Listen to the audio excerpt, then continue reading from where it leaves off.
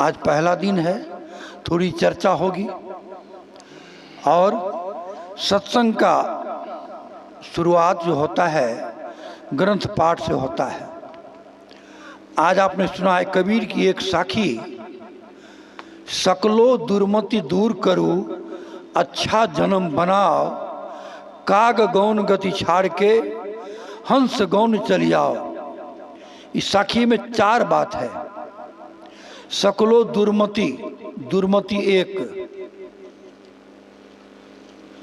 अच्छा जन्म 2, कौवे की चाल छोड़ दो 3 और हंस की चाल में चले आओ 4 तली साखी में। लेकिन सबसे पहले सदगुरु कहते दुर्मति को।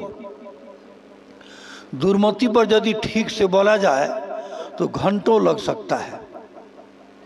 आज मानव के बीच जो दुर्मति है, इस दुर्मति के चलते समाज में जो इतना व्याप्त भ्रष्टाचार है, अनाचार, कदाचार, व्यभिचार, झूठ, बेईमानी, लूटपाट, मिलावटबाजी, अनेक तरह के जो दुराचरण हैं, शराब, गांजा, भांग, बीड़ी, सिगरेट, गुटखा, जर्दा तथा माता पिता गुरु की अवहेलना और चेतन को छोड़ करके जड़ की पूजा के सामने सिर पटकना, पूजा के नाम पर बलि प्रथा, ये तमाम दुर्मति का ही कारण है। ये सभी दुर्मति का द्योतक है। मैंने कहा कि दुर्मति इतनी संसार में, सिर्फ आप क्या नहीं, सारे संसार में लोगों बीच दुर्मति है। ये दुर्मति यदि ठीक हो जाए तो सुमति आ जाए। किसी संत ने कहा है कि जहां सम्मति तहां संपत्ति नाना, और जहां कुमति वहां विपत्ति निधाना। दुर्मति माने कुमति होता है। आदमी की बुद्धि में दुर्मति घुस गया है। क्या करना चाहिए, क्या नहीं करना चाहिए, ये विवेक हमारे पास नहीं है। प्रत्यक्ष में माता पिता हमें जन्म दिया है, माँ ने जन्म दिया, पिता ने धन दिया और गुरु ने ज्ञान दिया। लेकिन इससे हम अनभिज्ञ हो जाते हैं। क्यों? हमारे ऊपर कुछ ऐसे गुरुआ लोग हैं जिनके पीछे आज 90% लोग जा रहे हैं तीर्थ करने, जल चढ़ाने, पूजा करने, व्रत करने। ये तमाम दुर्मति का परिचायक है। वेद में चर्चा है, आपको पता होना चाहिए। आज जितनी धूमधाम से पूजा पाठ होती है, वैदिक काल में इतना पूजा पाठ नहीं होता था। लेकिन मानवता की चर्चा थी वैदिक काल में। वेद में 3 ही देवता की चर्चा है। 4 वेद 6 शास्त्र में मात्र 3 देवता की चर्चा है। मातृदेवो भव, पितृदेवो भव, आचार्य देवो भव। मात्र 3 देवता की चर्चा है। वैदिक काल में, मैं वेद पढ़ा हूं, वैदिक काल में कृष्ण को ग्वालों का नायक बताया गया है और राम को एक राजा का पुत्र राजकुमार बताया गया है। वहां भगवान नहीं है वैदिक काल में। वैदिक काल में सबसे बलिष्ठ देवता इंद्र को माना गया है। ये सब कमजोर थे, इंद्र सबसे बलिष्ठ था। इंद्र की उपासना होती थी। और वैदिक काल में ऋग्वेद के 10वें मंडल में एक मंत्र है, संगच्छ ध्वं संबद्ध ध्वं संग सती मनासरी संग सैनं संग ओदनम। बहुत सारी बातें हैं। वैदिक काल में सबको संग रहने की चर्चा है। संग संग भोजन करो, संग संग बैठो उठो चलो। पूर्व के देवता लोग अपना भाग लेकर के औरों के लिए छोड़ देते थे, उसे वैसा हम भी करें। ये वेद में, वहाँ किसी जाति वर्ण की चर्चा नहीं है। मनुर्भव वेद में आए, मनुर्भव तुम मनुष्य बनो।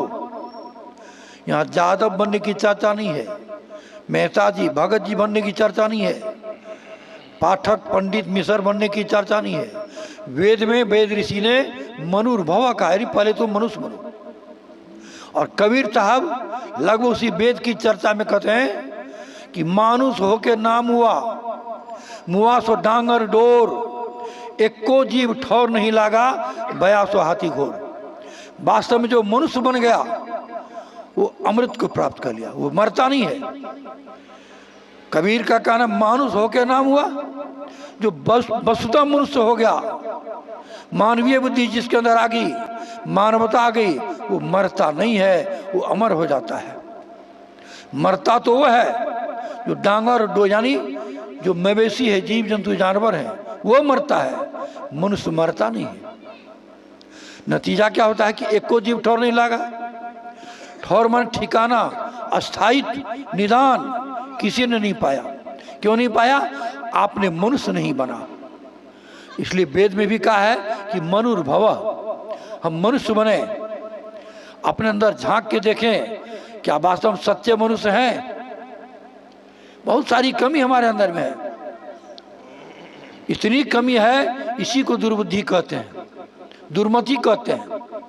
तमाम दुर्मति से आदमी भरा हुआ है। सद्बुद्धि बहुत कम लोगों में है, रेयर केस किसी में सद्बुद्धि है, बाकी तमाम दुर्बुद्धि दुर्मति से भरे पड़े हैं। सज्जनों, अच्छा जन्म बनाइए। अच्छा जन्म बनाने के लिए कहा गया है। अच्छा जन्म, ऐसे तो लोग अपने को अच्छा मानते हैं, लेकिन रामायण में भी चर्चा अच्छा जन्म के लिए।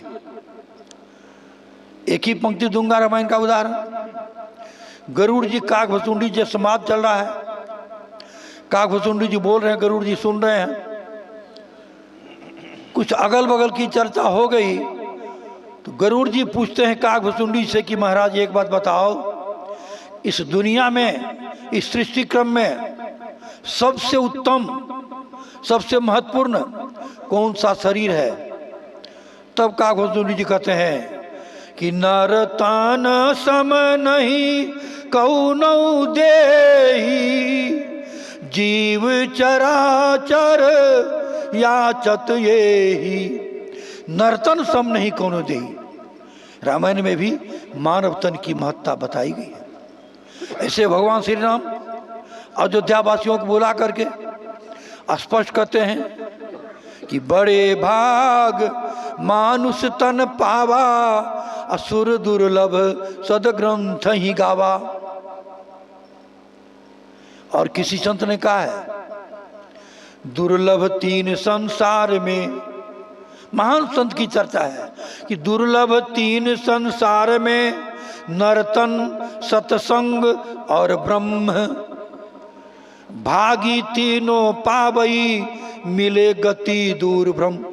संसार में तीन चीज दुर्लभ है। दुर्लभ माने जो बड़ी कठिनाई से मिलता हो। और पहला दुर्लभ नर्तन, मनुष्य का शरीर मिल जाना, ये बड़ी सौभाग्य की बात है। और दूसरे नंबर में आता है ये सत्संग, जहाँ भी हम लोग बैठे हैं, ये सत्संग भी बड़ा दुर्लभ है, इतना आसान मत समझिए इसको। तीसरा है ब्रह्म, यानी परम शांति की प्राप्ति। जो व्यक्ति सत्संग में आएगा, संत गुरुजनों के सानिध्य में आएगा और उनके बताए गए मार्ग पर चलेगा, उसे परम शांति मिलेगी। तय हम सत्संग में आते नहीं हैं, संतों की वाणी को सुनते नहीं हैं, और सुनते हैं तो विचारते नहीं हैं, बिहारी पल्ला झाड़ हो जाते हैं। जबकि गोस्वामी तुलसी बाबा कह दिए हैं कि सुनी समझही जन मुदित मन, मन जही अति अनुराग, लहही चार फल अछत तनु, साधु समाज प्रयाग। सुनिए, समझिए, विचारिए और जीवन में उतारिए। जब ऐसा करेंगे तो चार पदार्थ है, वो चारों पदार्थ करतल माही। ये संत समाज के बीच में आपको चार पदार्थ मिलेगा, अर्थ, धर्म, काम और मोक्ष, यही 4 पदार्थ हैं। लेकिन जब हम सुनेंगे, समझेंगे, विचारेंगे, अपने जीवन में उतारेंगे तब, नहीं उतारिएगा तो फायदा नहीं होगा, आपका समय बर्बाद जा रहा है। यदि सत्संग में आकर के जीवन में उतार लिया कुछ, तो समय का सार्थकता हो गया, आपका जीवन सफल हो गया। इसीलिए कबीर कहते हैं कि जो तू चाहे मुझको, छाड़ सकल की आस, मुझे ऐसा होए रहो, सब सुख तेरे पास। कबीर कहते यदि तुम मुझे चाहते हो, मुझे माने परमात्मा को, मुझे माने परम शांति को, मुझे माने परमानंद को, एक शब्द के अनेक अर्थ होते हैं। तो कबीर का कहना जब तुम मुझे चाहते हो, परमात्मा चाहते हो, परम शांति चाहते हो, तो छाड़ सकल की आस, सकल माने संसार की जो आसक्ति है, जिस आसक्ति में आप जकड़े हैं, बंधे हैं, जिस बाह्याडंबर में जकड़े हैं, भरम में जकड़े हैं, उन तमाम भरम को, अंधविश्वास को छोड़ करके क्या होगा, मुझे ऐसा होए रहो, कबीर की तरह बन जाइए। कबीर कैसे थे? कबीर को जानते हैं, 4 महागुण था कबीर में। कबीर निर्भय थे, कबीर निर्भय थे, कबीर निर्विषय थे और कबीर निर्मोह थे। ये 4 बातें कबीर के जीवन में आती है। निर्भय, जिसको किसी से बैर नहीं होगा, उसको डर कौन चीज का? तो आप निर्भय हो जाइए, किसी से ना काहू से दोस्ती, ना काहू से बैर। कबीर खड़ा बाजार में सबकी मांगे खैर, और ना काहू से दोस्ती और ना काहू से बैर। आप कहिएगा दोस्ती भी नहीं, वो भी गलत हो जाता है।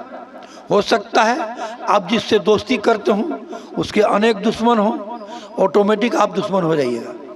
इसलिए दोस्ती भी नहीं और दुश्मनी भी नहीं, समभावना ना है। तो ना काहू से दोस्ती, ना काहू से बैर। तो 4 बात जो कबीर के जीवन में था, निर्भय, किसी से बैर नहीं, निर्भय, किसी बात का डर नहीं, बिल्कुल निर्भय हो जाना है। आत्मा मरता नहीं है और शरीर ठहरता नहीं है। 100% बात सही है कि आत्मा मरता नहीं और शरीर ठहरता नहीं। लेकिन आज हम लोग शरीर को अपना मान मान के इसी के पीछे बेचैन हैं, विकल हैं। आप जिस दिन हमें ये बोध हो जाएगा, हमारे अयोध्या वाले साहब बोले हैं आत्मा के विषय में, परमात्मा के विषय में, और गीता में भी आया है आत्मा ही परमात्मा है, रामायण में आया है आत्मा ही परमात्मा है। जिस दिन में आत्मा का बोध हो जाएगा, परमात्मा का बोध हो जाएगा, तब आपको मौत का डर नहीं होगा। शरीर परिवर्तनशील है, आत्मा अपरिवर्तित है। हम अपरिवर्तित आत्मा हैं, अजन्मा है, नित्य हैं, शाश्वत हैं, पुरातन हैं। ये बोध सत्संग में होगा। आप शरीर को अपना मान करके, शरीर से संबंधित प्राणी पदार्थों को अपना मान करके दुनिया भर का बोझा, दुनिया भर का दुख सर पे उठा लेते हैं और जीवन भर बिलबिलाते हैं। सत्संग आपको शांति देता है, सत्संग आपको तमाम बंधनों से मुक्त करता है। यदि हम सत्संग में आवे तो निर्विषय, कबीर निर्विषय थे, कोई विषय नहीं। 5 विषय है, तमाम ऐसे कहिए हम देखे नहीं, देखना है, लेकिन देखने के रूप में उसमें आसक्त नहीं होना है। सुनना है, उसमें आसक्त नहीं होना है। भोजन लेना है, उसमें आसक्त नहीं होना है। 5 विषय हैं, हम विषय से बिल्कुल अलग नहीं होते, लेकिन विषय में आसक्ति नहीं हो, विषयासक्त नहीं हो। भोजन लेना है, आँख से देखना है, कान से सुनना है, लेकिन उसमें हम आसक्त हो गए तो फंस गए। जब भी आसक्त होइएगा फंसिएगा। इसलिए अनेक रूपों को देखना है, अनेक शब्दों को सुनना है, अनेक तरह का व्यंजन भोजन करना है, लेकिन उसमें आसक्त नहीं हो। जो बिल्कुल अनासक्त होगा वही मुक्त होगा। तथा निर्भय, निर्मोह, मोह, कबीर कहते हैं, कहें कबीर ते उबरे जाहि न मोह समाए। वही आदमी उबरेगा जिसमें मोह नहीं समाता है। मोह की रस्सी बड़ी मोटी है। हम परिवार के मोह में, धन संपत्ति के मोह में, मकान दुकान के मोह में इतने जकड़े हुए हैं कि फुर्सते ने कहिएगा चलन सत्संग में की करिए हो, बड़ा जंजाल से छुट्टिए नहीं, बड़ा जंजाल छुट्टी नहीं होता है। और जब मौत आएगी छुट्टी हो जाएगा, आराम से छुट्टी हो जाएगा। सत्संग आपको ज्ञान देता है, सत्संग आपका कल्याण करता है, सत्संग आदमी को महान बनाता है। समय भी बोलिएगा भाई। तो सत्संग, सदगुरु कबीर कहे हैं कि संगत कीजिए साधु की, हरे और की व्याधि, ओछी संगत कुर की आटो पर परी। संगत हमें संतों का करना है। संत माने ऐसे तो हम लोग संत के पूरा बेस में हैं, बिना बेस में भी संत होते हैं, लेकिन उसका व्यक्तित्व को देखना है, उसके वाणी को देखना है, उसके चरित्र को देखना है। यानी जो व्यक्ति सत्य बोलता हो, चरित्रवान हो और ज्ञानवान हो, गुणवान हो, चाहे पेंट शर्ट में हो, चाहे साड़ी साया में हो, पेंट पतलून में हो, लुंगी पहने हो, कोई फर्क नहीं पड़ता है। आदमी का व्यक्तित्व, आत्मा, आदमी का चरित्र ही ये प्रदर्शित करता है कि वो संत है असंत है। अच्छे लोगों के विचार में आइए, इसी को कहते हैं संगत कीजिए साधु की। तो सज्जनों, समय के अंतराल में रहना चाहिए। तो मैं अपनी बात को शुरू किया था कि सकलो दुर्मति दूर करूं, और ये 3 दिन का सत्संग यदि हम ठीक से सुन लेंगे तो हमारी सारी दुर्मति दूर हो जाएगी, और संतों के संग से जो लाभ हानि है, लाभ ही लाभ है, वो भी हमें मिलेगा। तो बातों को विराम देने जा रहा हूँ। सर्वे भवन्तु सुखिनः, सर्वे सन्तु निरामया, सर्वे भद्राणि पश्यन्तु माँ कश्चित् दुख भाग भवेत्। सभी सुखी हो, सभी को ज्ञान मिले, सबको कल्याण मिले, प्रत्येक नर और नारी का बाहरी जीवन सुखमय एवं आंतरिक जीवन पूर्ण शांति में हो। हर व्यक्ति अपने जीवन का उद्धार करें और सभ्य समाज का निर्माण करें। बस इन्हीं शुभकामनाओं के साथ देता हूँ बातों को विराम। बोलिए सद्गुरुदेव की जय।